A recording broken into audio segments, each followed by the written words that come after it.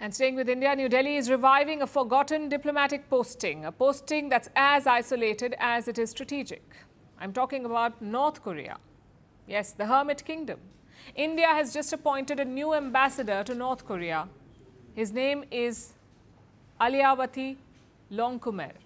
He's currently posted in Paraguay and will become the next ambassador to Pyongyang. Now, this post has been empty since 2021. So this new appointment is a big diplomatic signal. Why now? And what exactly is India trying to achieve here? Our next report tells you. Here's something most people don't know. India and North Korea, they go way back. Their relationship is older and deeper than it seems. Flashback to the 1950s. India actually played mediator during the Korean War.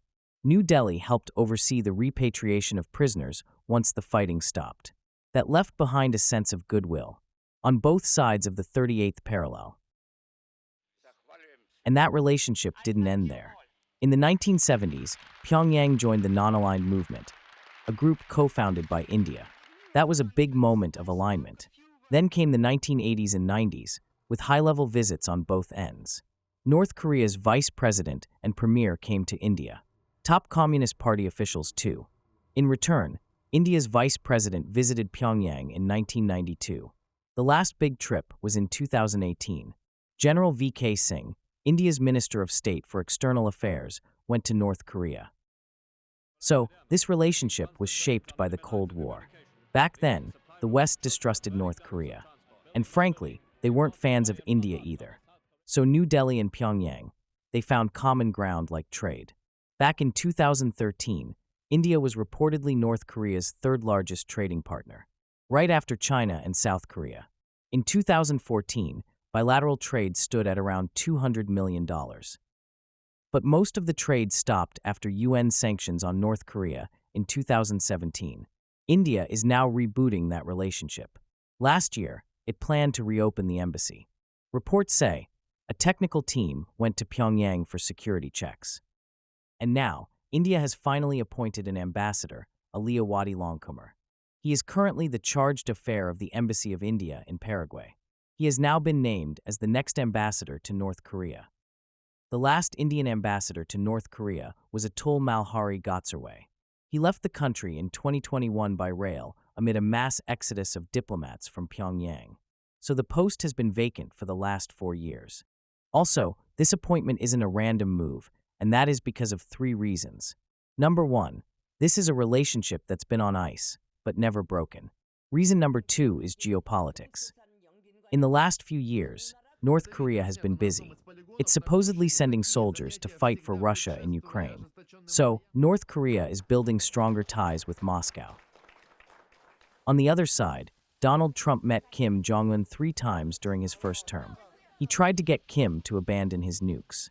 Now, the talks did not produce anything significant. But the goals align with India's. New Delhi, too, wants a denuclearized Korean peninsula. So if Trump resumes the dialogue, India shouldn't be caught off guard. Reason number 3, Pakistan. The Islamabad-Pyongyang axis is a long-standing one. Back in the 1990s and 2000s, Pakistani scientists helped North Korea build a bomb. In return, North Korea supplied missile technology. This dangerous nexus still exists. And in 2022, India raised this at the United Nations. So if Pakistan has a presence in Pyongyang, India wants eyes and ears there too. But what's it like to be a diplomat in Pyongyang? Well, it is lonely and under heavy surveillance. Reports say there are only 24 foreign missions in North Korea. Most are located inside a special diplomatic compound. Even inside Pyongyang, diplomats are accompanied by minders, government escorts who watch your movements. In fact, foreigners and North Koreans are kept completely separate. But even with all of this restrictions, it is the presence that matters. You need to see what's happening. You need to stay in the game, even if the game is frozen. That's why India is back in Pyongyang, with an eye on the past and a strategy for the future. Firstpost now available in 9 languages on YouTube.